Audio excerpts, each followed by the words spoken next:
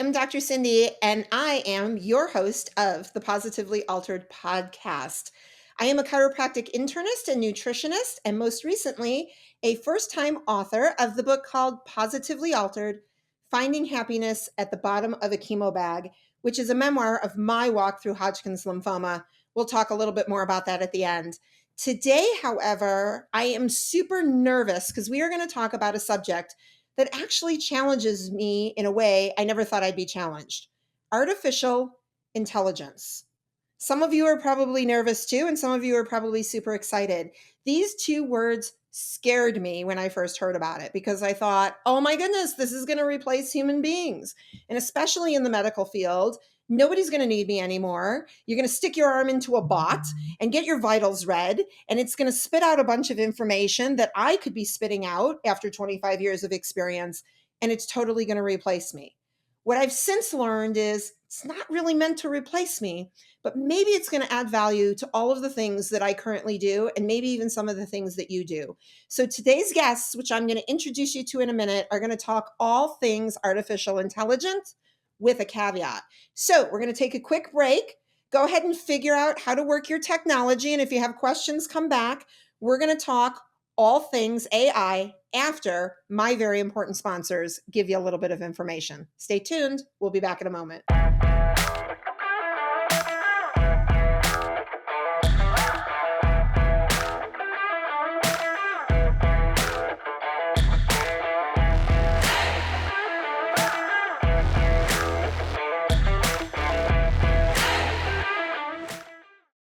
Hello, my name is Heather Lord, and I am the COO of Professional Health Products.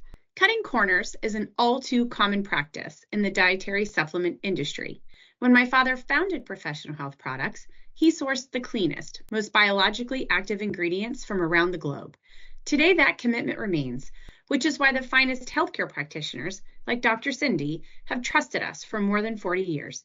We oversee the entire process in our manufacturing facility, from sourcing and formulation to manufacturing and labeling. Today, we offer over 300 unique products that can be tailored to the nutritional and homeopathic needs of each individual. Most recently, we launched a proprietary genetic test, allowing our practitioners to get even more dialed in to their patients' health. To learn more about Professional Health Products, please talk to your practitioner or visit our website at phpltd.com. Today, your life is going to be altered. I'm Dr. Cindy. Welcome to Infinity. We have worked hard to create an electronic claims website that is simple and user-friendly. This is the public side. You can log into your personal web portal here. This is your dashboard. You can personalize it to your liking here. Our main focus has been to allow you to submit and edit claims as easy as possible. You will find our claims editor and claims processing is simple to use and straightforward. Our quick action bar is where you can find your most important information. Most of these icons will take you directly to the claims the number represents. You can easily view if you have any messages in your inbox of any unread alerts by looking for these blue numbers. To view the rest of our training videos to get the most of your Infinity experience, click this icon. We hope you find this web portal simple and easy to use. Thanks for letting us serve you.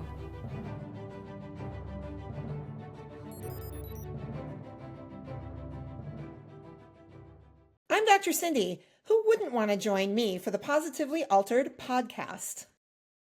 Welcome back. I'm so glad that the words artificial intelligence didn't scare you all away because it's a super relevant, important topic that, by the way, is not going away, right? Here's what we're going to do. I'm going to introduce you to two great friends, actually, who are knee-deep in artificial intelligence and data, which is another word that actually scares me, right? Collecting data, and yet there's super importance and relevance to that word. So I want to introduce you today to my dear friends, Dr. Jay Greenstein, who is the owner of a company by the name of Kaizenovate, and he is creating technology that I don't even think exists on the planet in the way that he's doing it. We're going to let him chat about that today. And my dear friend, Brad Cost, who owns Infinity, which is a national claims clearinghouse. I had to look to make sure I get those words right? But he's also a connoisseur of all amazing things out there. And really focused on data-driven outcomes as well. So these two gentlemen together are just doing things in the technology space that's unheard of, and I'm super excited to share their story. So welcome, gentlemen. I'm glad you're here. Hey, Cindy, thanks for having me. Thanks, Cindy. You are Excited to be here. so welcome. All right, so let's just jump in. I thought that artificial intelligence was going to replace me. That's what I thought, right? And I was thinking it's replacing everybody because let's face it, in the grocery store, you don't need anybody to check you out anymore, right? There's a computer that does that. And quite frankly, when I call lots of places, I don't even get to talk to a human being, and that's been going on for a long time too. So as we move through this aspect of artificial intelligence, I'm like, I'm going to be out of a career. And I don't know that that's true. So here's what I'd love. Give me some good info as to why I need to embrace AI and what it's doing, especially in the medical space. Brad, would you like to go first? Sure. Well, Cindy, I mean, for me, and Jay really is the AI expert. I'm sort of the data expert and spreading data, using data, the utilization of data. But the things that I've learned in the process is the one thing that I hear every doctor in every specialty tell me is, Brad, there are just not enough hours in the day. And and at some point you get to the point that then you talk about not being able to service your patients well, patient safety, those kind of issues. And in my view, and education, in my view, that's where artificial intelligence is really going to come in and have a big hand is helping manage your time better, managing your patients better, servicing them better, and doing the mundane business things that you don't want to do, taking those off of your plate. So, I mean, Jay, don't you agree with me on that? I mean, that's really right now where the impact is coming from. Yeah, I mean, I completely agree, Brad. And let's just take a step back and just define AI. Like, there's all kinds of different AI. We use AI every day when we're using Google Maps or we're using spell check. That is also AI. I think what's come into the fold over the last 18 to 24 months is generative AI, where you've got these large language models, which is aggregating data and finding patterns, recognizing those patterns, and then spitting out content at light speed. That's really what's happening. So looking at lab results and being able to aggregate all this data all at once from, let's say, 100, 1,000, a million patients, and then generate some sort of a pattern or some sort of a conclusion around what all this data means to assist the healthcare provider in making decisions. I think, and I don't think I've seen it happen. We're seeing it happen. Is that AI is not replacing healthcare providers. AI is augmenting what we do, and the successful healthcare providers are the ones that don't shy away from it. They're the ones that are actually embracing the technology, using the technology, testing the technology, and then making it a part of their workflow and process so they can leverage this tool to create a better experience and outcomes for their patients. I love this, but I'm listening to you and I'm like, oh, it sounds so painful, Jay, right? Like, because now I've got to leverage this. So, how do I get over as a practitioner to the fear of going from a non AI model, right, into this AI world, feeling confident to overcome those obstacles of the unknown? I've known you for a very long time, and one of the things that you are, in addition to being brilliant, is you're also innovative. And I think for you, just stepping into the sandbox and playing is all you have to do. You just have to try it, test it, play with it. And then as you do that, you're going to want to iterate the things that you're doing. So I think about you and all the brilliance that's going on up here, you being able to use these tools to take all of this data, and Brad is the world's best expert on data, and he can share his thoughts on this as well, but using all this data to help you draw conclusions and help your patients more efficiently, like Brad was talking about, only helps make your life easier and your patients' lives better. Yeah, Cindy, I, I say in my class, do you have one of these? I do. Well, then you can use artificial intelligence. I mean, this is the most invasive device that we have in our possession today.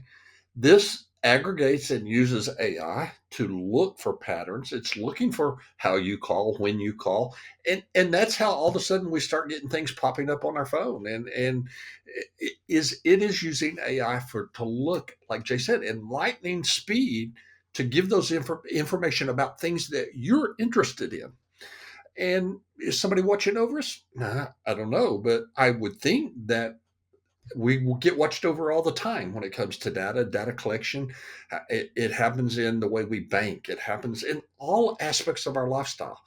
And I think a thing that Jay said that is very important is it is happening. It is not going to go away. And you have tons of valuable information up here, Cindy, that needs to be put out in that web sphere of so other people can access it. Yeah, so share with like the listeners, right, who are not physicians, who are the patient, that end user, the data that you've already been collecting. Like, are there some cool things that you've discovered in ways that you didn't expect that are really helping the patient? What are you seeing? Some of the things that we've done in our practice when we think about patient care delivery is all about behavior change. So, how do I train my team to communicate with patients in ways that are meaningful for the patients? Because we can walk into a room and we believe that we know what's best for them clinically, but if we're not communicating appropriately, then they might miss the message and therefore not have the best or most advantageous outcome. So, one of the ways that we use AI from a generative perspective is that we use it to train our team to communicate more effectively.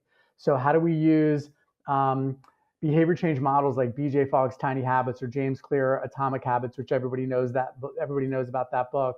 How do we teach our team to use AI to train our people to communicate more effectively? And we've done that. Like we do that on a regular basis. So that's just like one tool. Another way is again using the data from labs or using diagnostic data and having AI programs, AI tools identify exactly what are the potential probabilities of disease or disease states that actually need to be addressed. There are now listening tools out there and we've tested them, where you turn on the listening tool in a patient-physician interaction, and while the patient is listening, excuse me, when as the provider is listening to the patient go through their history, the AI listening tool is actually making diagnostic and treatment recommendations, like maybe they're hypothyroid, maybe they need an MRI, maybe they should have a test for sleep apnea. It's listening and making these recommendations that the provider may miss because they're so in tune and listening to the patient about their chief complaint. So there's these ancillary things that could come up that need to be tested for that right now the provider may miss. I truly believe, one last thing, Cindy, I just want to share this. I truly believe that one of the worst experiences that patients have and providers have as well is the provider sitting at their computer typing in exactly what the patient is saying. And imagine a world where you and I can sit in front of our beloved patient, talk to them, have a conversation, and then have a tool that's listening, documenting the clinical encounter, and also providing clinical decision support advice for us and the patient that is happening at light speed. So it's quick, it's efficient, and also can improve the interaction as well as the diagnostic and treatment capabilities. That's happening now. Oh my gosh, I love this. So I have this joke in my office that when you come in and you put 10 doctors in a room, you get 11 opinions, because there are some days I have two. What I love about that is now I could have like 500,000 opinions, right? So, like, if there was data that was listening to that interaction and could say, you know what, Dr. Cindy, indirectly, right? You didn't consider these three diagnoses while you were thinking about those four. Let me now give you seven to consider based on that data, right? That's going to make me a better clinician and diagnostician for the patient, because I only have 25 years of experience times however many days a week times however many patients. But if you can take 1,000 doctors and collect that data, right? Now I can see, Or a million. or a million, Yeah, where I'm no longer scared. I'm actually encouraged, because now I actually have a support team. They're pretty quiet, that's which right. is nice, right? Like, I got the silent support team, but what a cool tool. This is exactly what Brad is doing for the chiropractic profession. And Brad, you should kind of share that, like how you're building that AI Yeah, model. so I want to jump back to a little bit, Cindy, because the AI is really good at distilling key phrases, keywords, kind of things that, like you said, you may be thinking about these three, but it heard 20 things from the patient or your an interaction to it. And because your brain cannot think that fast, it goes out and puts all of those things together, and using what we call large language models, words and key phrases that it understands and sentences that it understands, it can actually look at much broader scopes of things of how patients present. And listen, if we can go out and quickly look at 100 million patients that presented in the last 30 days with the exact same references, and here were the outcomes, or you can go and look back historically at the same patients that had been derived historically, and you could say, well, five of them had great outcomes, two of them passed away. You can start looking at the treatment processes just from a historical basis, and as the models are built, even more current presence, you become a much better diagnostician just by the references and the information that's out there. And it's not guessing at that point in time. It's presenting information of how it happened, how it's happening now, and what you could learn and how you could treat that patient.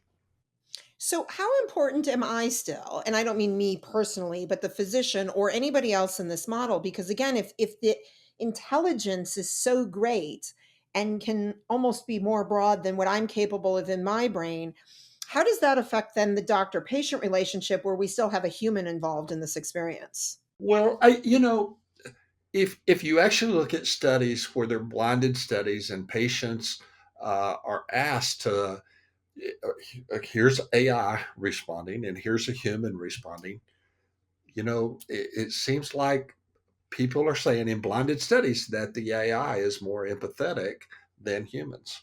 That's the Wow. reality from it. And the thing is, we don't have a replacement for the human being. The stick the box in the hand in the box kind of thing. There may be things in the future that is true. I said in a conference a couple of years ago with 3M and their system called Watson. And this was at a university level where they were just throwing out crazy ideas of how can you change healthcare, because it's all focused around healthcare. And one of the craziest concepts that I came across is we do away with pharmacies. And everybody has a pill printer at home, and you call your doctor, you get him online during the middle of the night, and say, "Hey, listen, I've got this and this and this." He says, "Well, let me look at this and look at this, and here's what I think you have. But I think you need an antibiotic. So I'm going to send a secure code over to your pill printer in your kitchen, and it's going to print out a pill, an antibiotic that's going to treat you." That seems crazy to me. And even today, it still seems like, well, hey, how do you get enough chemicals in a pill printer that you can print all the pharmaceuticals?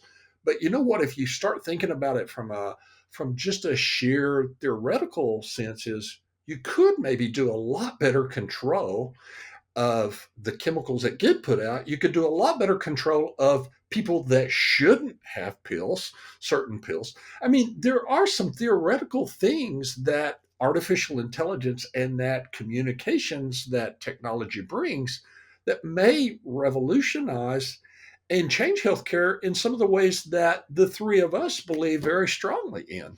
Does that make sense?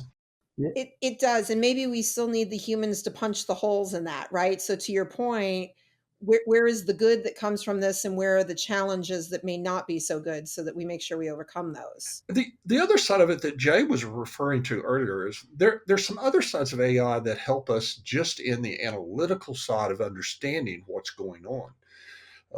You've heard me talk. I really believe that chiropractic gets a bad rap in things because there's not just a ton of scientific evidence out there, academic level evidence. And so Jay and I started out with a project I started a couple of years ago where we took all the claim information from every chiro. Really, we did it outside of chiro also, but we focused on chiropractic to say, how can we disperse this analyzed information to states that really don't have much access to analytical data? And so through Jay and I's conversation, we built this amazing state and national dashboards that I gave to every executive director of every chiropractic association in America. And it really is quick views of what is going on with reimbursements, what kind of errors are happening on the business side. So it doesn't always have to be the fancy how's a patient going to be treated kind of thing. It can help support best guidelines, patient safety guidelines, just from looking at hundreds and hundreds of millions of encounters and claim transactions and EMR records to say, here's the best case scenario for what's going on. So I'm a patient that gets frustrated because my insurance won't improve something, my insurance doesn't pay for something, it gets tied up for months and months to get answers. This would help me as a patient then, right? It sure could. It absolutely could. And it also hopefully my goal is it'll show the efficacy of chiropractic and how they should be treated just like any other healthcare provider that's out there. If you can bring about efficient payment to a patient, efficient treatment, and you've got just as good or not better outcomes, why would you not want to be included in that healthcare life cycle, I call it, of a patient? You should be one of all of the providers that is involved, and the patient should be in the center of that, not one of the professionals, but the patient should be the center. And what is the best outcomes for that patient? That's what I'm building and trying to do today.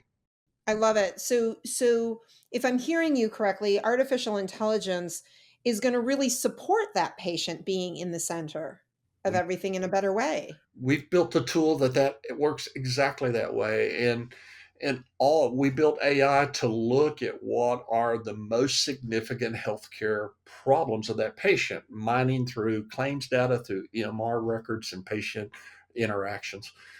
We now have models where we can put that patient in the middle, and every healthcare provider gets exactly the same information about every one of them, how they're treating. So you, as their chiro, that patient's chiro, will also get information that the primary care is treating, the cardiologist is treating. You'll have a record of all the medications that patient has had prescribed to them. So everybody is on the same playing field about treating that patient and treat them for the best outcomes possible.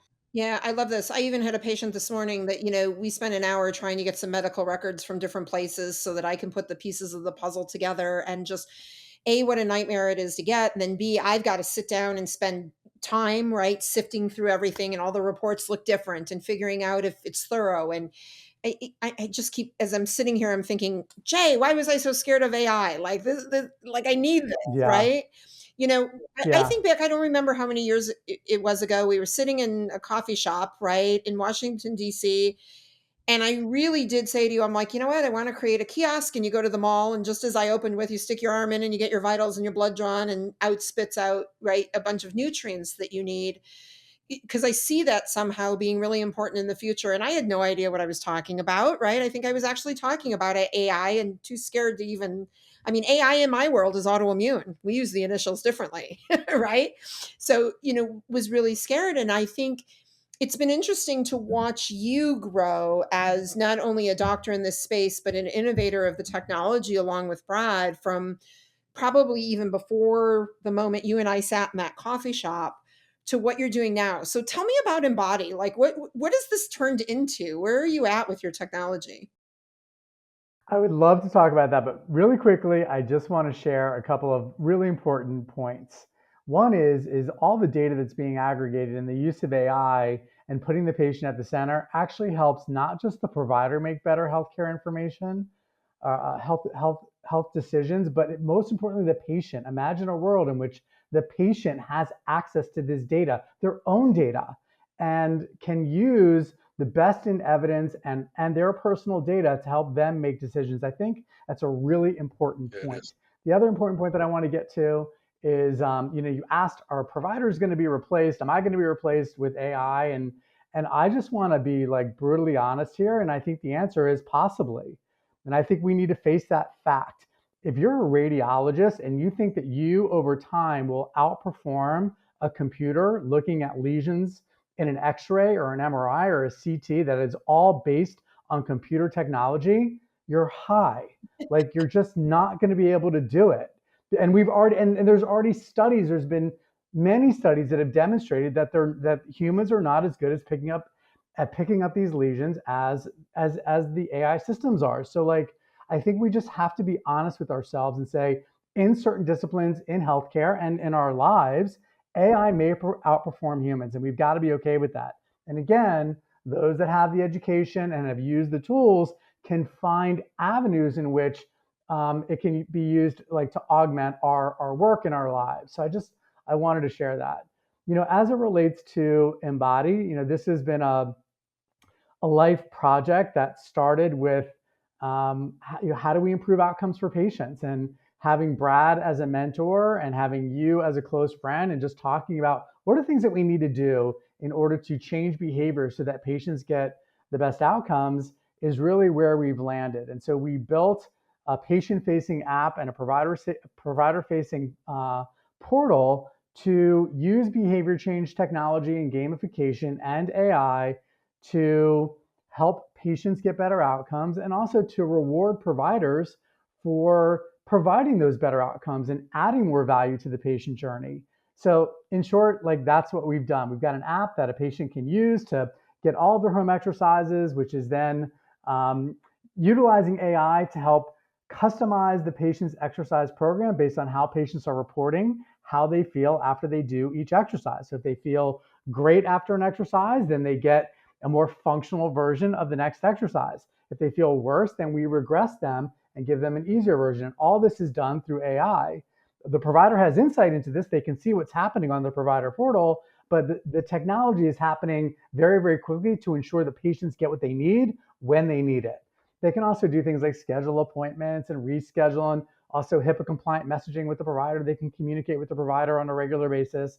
And as all this work is being done for the patient to help them get the best outcome, as the provider is watching them remotely, essentially watching them, they're monitoring them remotely, the time they spent, they can get paid for. And so we are helping patients improve outcomes by improving their behaviors, and also helping ensure that providers are getting paid for the value they're delivering. So that is Embodied. You know what? It's so cool. I thought of three big words for me, in this space of medicine as you're talking, and the first one is adherence, right? We need to adhere to what it is that's important to get to that goal. I also think about accountability, which I know I have trouble with sometimes, right? Like when I'm not accountable for certain things, I'm less successful. I know patients, when they're not accountable, are less successful typically. And then the third thing I think about is really the reward. What is the reward? And I don't mean because you got the free water bottle at the end of the journey necessarily, but the reward of hitting that goal, of maintaining that outcome. And whether it's, better health or anything else, that reward is really important, right? So that we know we've achieved something. And Absolutely. When there's a tool out there that then can help us, especially when we're feeling like it isn't working, I don't know what I'm doing, I'm unsure, I'm scared, I see the value of this being enormous in those three, again, huge words that I think are major, in our healthcare experience and journey. I think we know from the data that like the average home exercise adherence nationally has been 12%. 12% of Wow. patients do what they're supposed to do at home. And so if we can tie their why back to their quote unquote personal workflow and make it easy for them and also rewarding for them, we can change the game. And our data is already showing that we're 3xing home exercise adherence at this point. We're at about 36%. And so, yeah, that was our start. And just from we're an app. going forward. Just from an app. Just from the first version of this particular platform. Yeah. And what's the goal? What do you hope to get to? I mean, everybody's going to say 100%, right? But let's really, where do you think, where can this go to when done properly and utilized properly? I mean, are we looking at 80%? I think when it comes to shifting healthcare costs over time for the system, and also really making a dramatic improvement in not just healthcare outcomes for the individual patient, but ensuring that there's not this increase in downstream costs because patients don't do what they're supposed to do, then they go for more advanced, more invasive procedures. I think if we can get to about 45 to 50%, we're going to see a dramatic shift in musculoskeletal costs. and a dramatic shift in outcomes. But I would also defer to Brad on this. I mean, he's got millions of data points and he knows as well as anybody, like, what does that shift look like? Well, Jay, I agree with everything that you said, but I also believe that the number is probably a little bit lower. I think you instantly start shifting cost, especially when you start looking not only just in chiropractic, but you start looking at hospitalization, walk-in clinics, those kind of things. Anytime that you can shift away from some of those and patient outcomes and using, I was going to bring up virtual assistants. I think virtual assistants, some of the spin-offs that are not truly AI, but they may be connected to AI. Well, you got virtual assistants now. We've all been exposed to uh, Alexa, kind of devices. Those are just far, and I was blessed to meet the guy that developed that.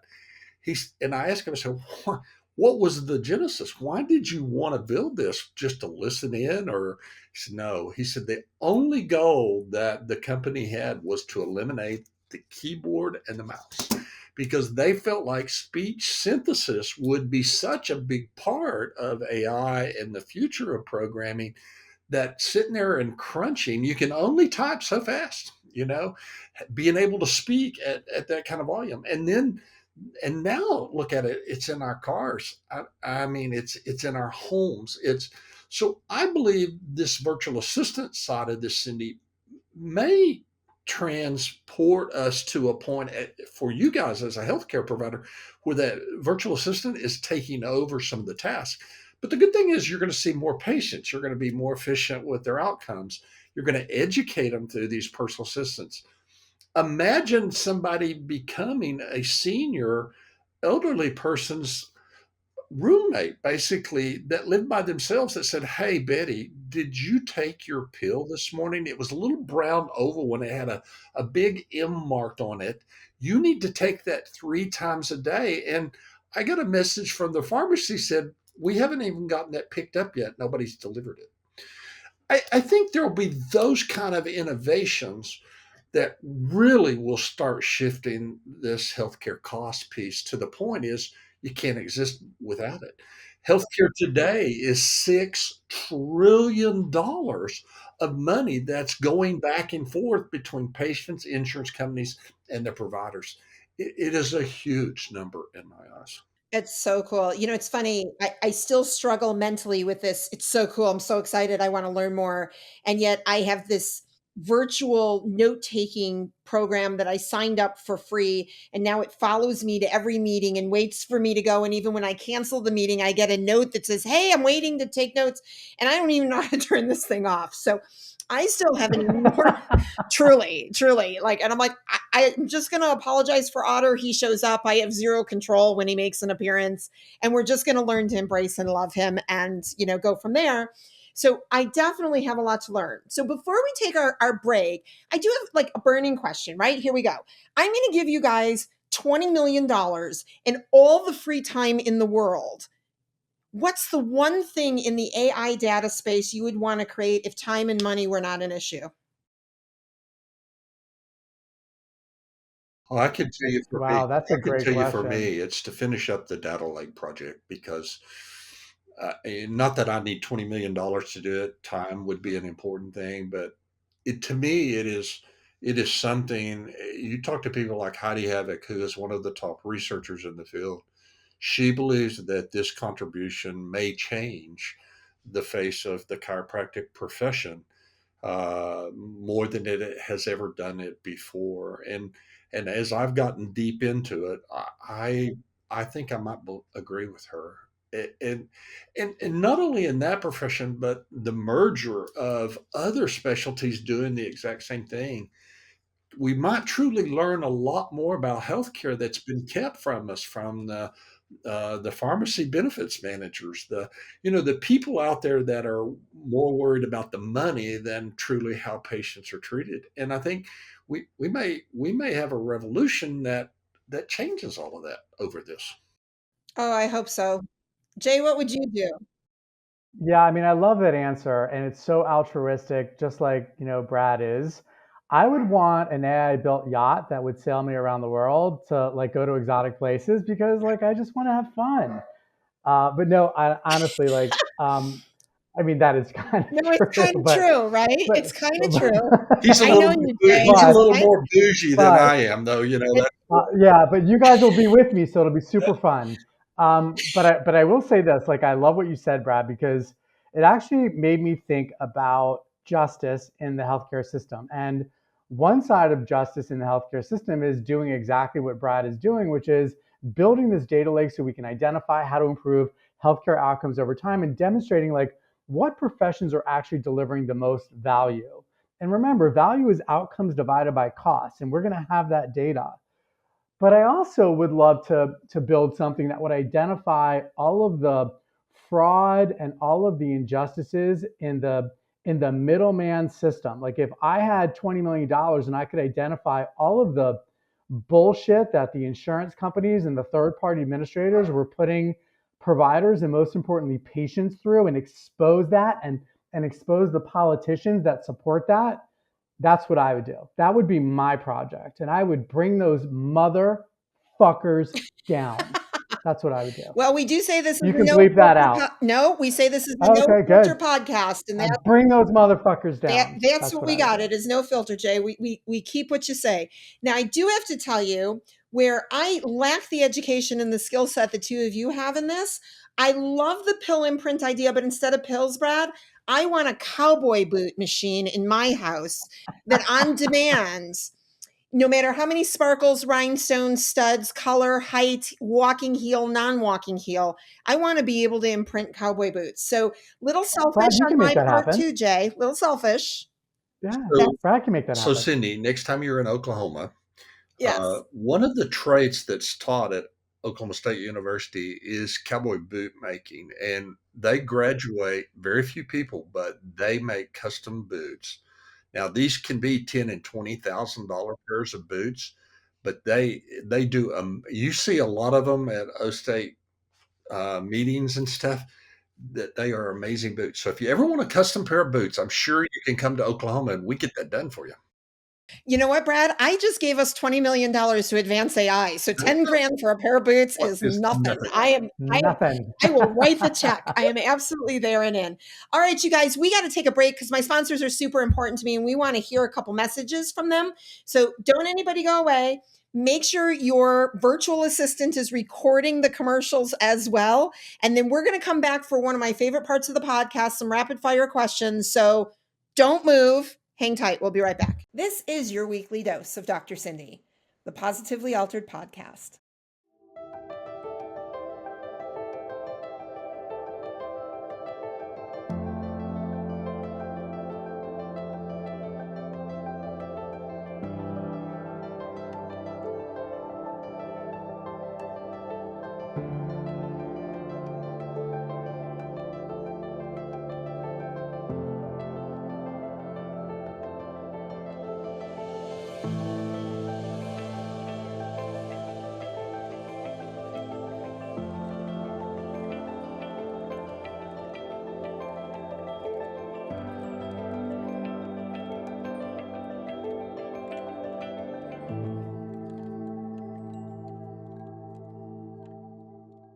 Stop, hit that follow button now and spread the love with Positively Altered.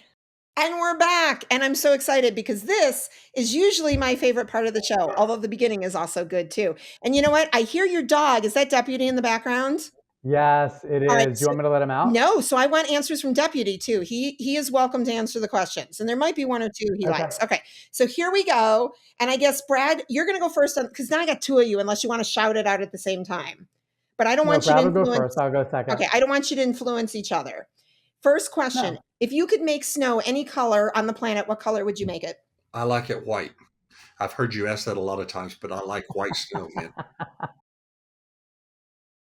Jay? Wow. Purple, and pink snow make no sense to me. I like it white.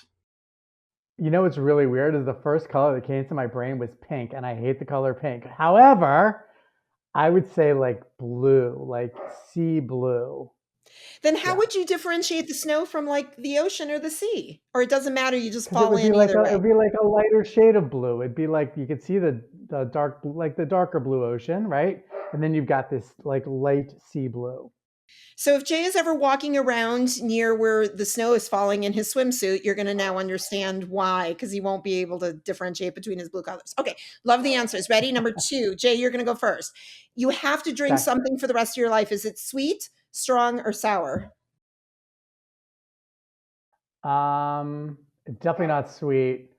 Strong. Is it? Are you talking about alcoholic beverage? I was not specific. I just threw And out 3 words. okay, You're thinking way too hard on my questions. This is supposed to be rapid fire. Like, let's go. Give me an I would answer. say sour. Sour, Brad. Sweet, sour, or strong? Strong. Okay. Brad, you're going to be in the Olympics and you can be any athlete you want. What sport are you going to excel at in the Olympics?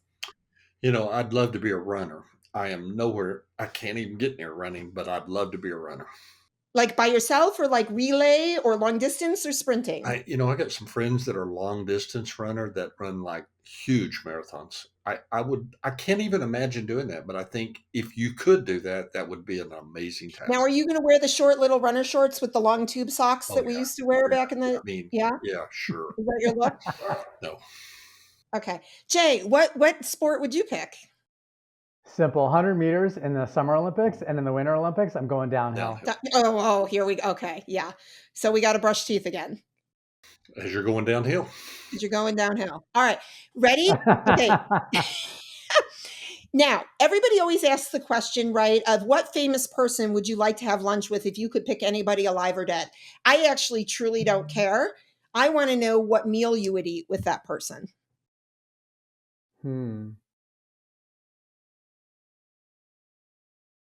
Brad, do you want to go first? Or you want me to Go ahead. I'm curious. I would say I would eat surf and turf after cheese fondue. So I'd eat cheese fondue first. Then I would do surf and turf with a grilled steak and a lobster, steamed lobster from Maine with butter, real butter. And then I'd have chocolate fondue to end the meal. Wow. So if anybody's taking you on a date, they're going to sport a couple $100 on that. At least. Okay, fair. No, that's good. That's good. I know he's a great steak guy because when he came to stay at my house, what did we have, Jay? We had steak. we No, we had ribs. No, we had ribs. We had barbecue. We had barbecue. But I fixed the rosemary, olive oil, lamb chops that were French to make lamb. Yes, that's right. Yeah. They were great. Yeah, I've been to quite a few restaurants with both of you, and foodie is the right word here, right? Yeah. Absolutely. All right, Brad, what would you pick? What is your meal with a famous person we don't care anything about? I'm a steak guy. I like 3-inch porterhouses cooked at 1,200 degrees or so. Yeah, I'm a steak guy too. Now, is there like a side, or it's just a slab of meat?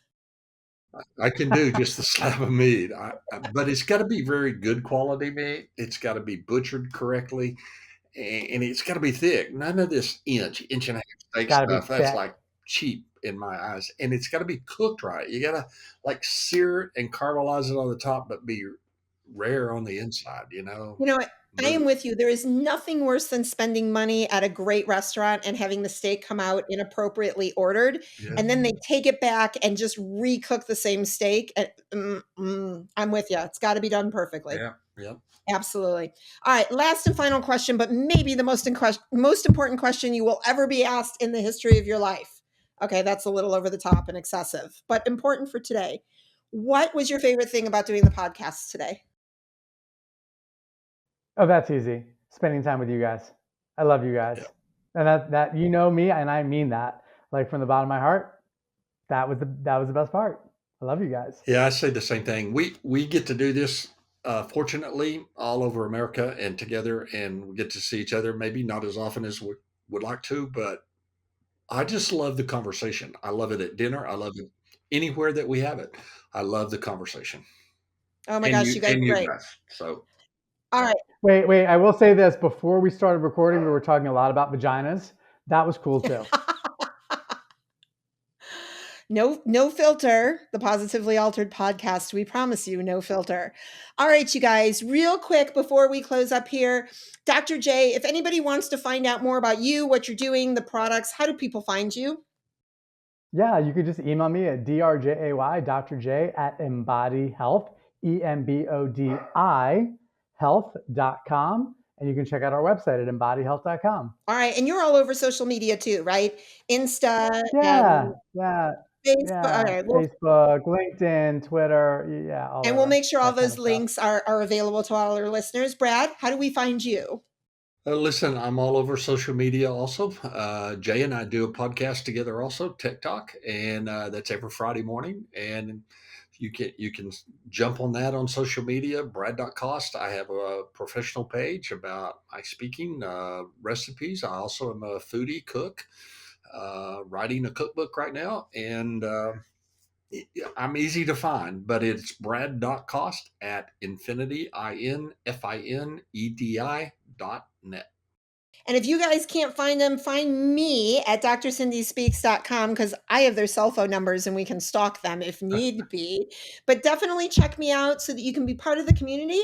If you want to get a hold of my book, I'm available on Amazon, or you can find it also through my website at drsindyspeaks.com. Here's the deal, you guys. My favorite part of the podcast today, and I'm going to piggyback and cheat because you know I adore both of you and I love spending time, but here's what was really cool. I've been a guest on both of your podcasts a couple times, and we got one coming up too. But what's fun for me is I've always joked about pretending to be one of you and being the host, and I finally got to do that. So you're now Yeah. my guests, and I'm super excited. And, I had to go through all the trouble of creating my own show just to have you where I wanted to take over yours.